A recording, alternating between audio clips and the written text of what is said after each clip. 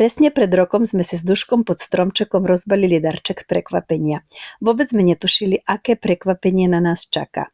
A keď sme otvorili balíček so šálkami, na ktorých stálo babka a detko, slzy radosti nám vyhrkli do očí. V hrdle knedľa a v srdci neopísateľná radosť.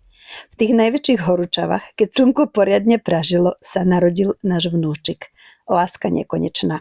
Dovtedy nám všetci hovorili, počkaj, uvidíš, je to niečo úplne iné. A mali pravdu.